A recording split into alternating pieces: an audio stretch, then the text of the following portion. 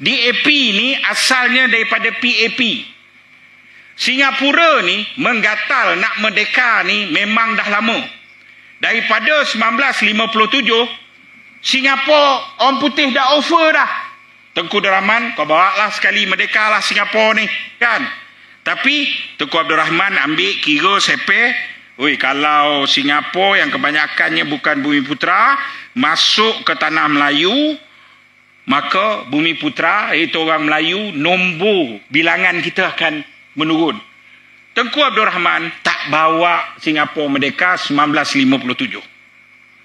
Kemudian 1963 pembentukan Malaysia masuk Sabah Sarawak. Lagi sekali kita di offer dengan bawa Singapura merdeka sekali sebagai sebuah negara bernama Malaysia. Akhirnya Tengku kira balik. Tengku Abdul Rahman ni kira balik, saudara. Apa pun orang cakap dekat Tengku, jiwa agama bangsa dan tanah air dia tinggi. Dia kira balik, Tengku Abdul Rahman kira, masuk Sabah, masuk Sarawak, masuk Semenanjung, Bumi Putera, oh Singapura boleh lah, kita boleh makan lah, kan? Tak adalah kita tergadai sangat, kan? Jadi, bawa merdeka lah sekali.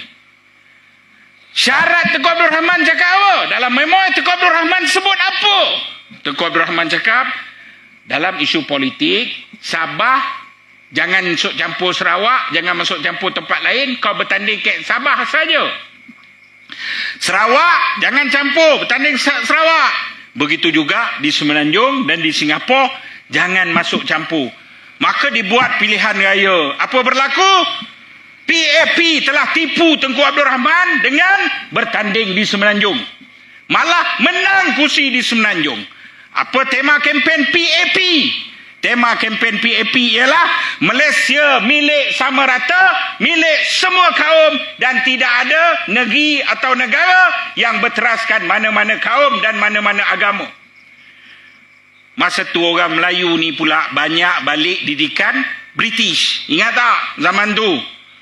Orang Melayu pun tergadai, bukan Melayu lagi senang nak kena jual. Jadi akhirnya bila dia menang, Tengku cakap, okey, ni tak boleh. Kalau fahaman ini dibawa masuk ke dalam Malaysia, hancur Malaysia. Hancur orang Melayu. Hancur Islam. Kerana itu akhirnya Tengku Abdul Rahman buat apa? Tak apalah. Buang Singapura. Buang Singapura. PAP tak diam diri kak.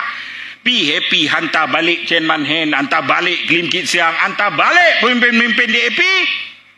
Untuk apa? Untuk PAP ketika itu? Untuk mewujudkan DAP di Malaysia. Itu yang asal DAP. Dan 1967, seperti kata Mat Hassan, timbalan Presiden UMNO, DAP tak pernah bermuka-muka. Betul, DAP tak pernah bermuka-muka. Sebab dia terus terang. Deklarasi Setapak 1967, kak, dia tulis terang-terang, kak. Dia tulis apa deklarasi Setapak? Ada lagi dalam website DAP. Dia tulis apa? Dia tulis DAP berjuang atas dasar Malaysia. DAP perenggan pertama tulis menganggap Bumi Putera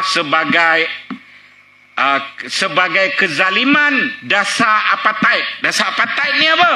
Afrika Selatan zaman Nelson Mandela marin. Ini dasar apartheid yang menindas, dan kita harus mansuhkan sistem Bumi Putera. Ayat kedua apa dia? Malaysia hanya akan maju dengan menjadi negara sekular sepenuhnya. Musuh dia apa? Nak jadi negara sekular. Perlembagaan negara menulis Islam sebagai agama persekutuan harus dimansuhkan. Dua tonggak ini, ayat pertama perjuangan Malaysia DAP, yang baru saja beberapa bulan lepas DAP merayakan 60 tahun DAP, anak kapal Sing, Gobind Singh sekarang pengerusi, cakap apa? We will still stick and believe. Dia masih percaya, saudara, dengan perjuangan Malaysia, dan dia orang akan tetap nak laksanakan Malaysia. DAP tak pernah berselindung. Yang bangang ni siapa? Macam kawan kita lah, UMDAP. Kan? Saudara, kena faham betul-betul. Kenapa nak mansuhkan dua benda ni? Untuk mansuhkan dua benda ni, dia harus mansuhkan apa? Mansuh payung dulu. So nak mansuh agama, nak mansuh Bumiputera, siapa kena mansuh dulu? Raja kena mansuh dulu. Mesti mansuh raja dulu, saudara. Kadang-kadang kita mungkin ada pertikaian. Raja ni macam tu, raja ni macam ni, alah raja ni. Mesti ada. Saya percaya pertikaian itu. Tapi pertikaian ini, saudara, saya kena ingat, mempertahankan sistem bukan mempertahankan batang tubuh. Saya imbau, saudara, dengan satu perkara. Indonesia. Kak, Indonesia ni orang alim, tok pakih lebih banyak daripada Malaysia. Setuju, Ustaz? Setuju. Ustaz Somad jauh lebih popular daripada mana-mana ustaz di Malaysia. Ustaz Somad tu, kalau kat Malaysia, dia boleh kumpul lebih banyak daripada ustaz-ustaz Malaysia orang. Makna lebih popular. Tapi apa beza Islam Malaysia, Islam Indonesia ni? Pertama bang, Islam di Indonesia ni, 1 Ramadan, 1 Syawal, 1 minggu. Apa maksudnya?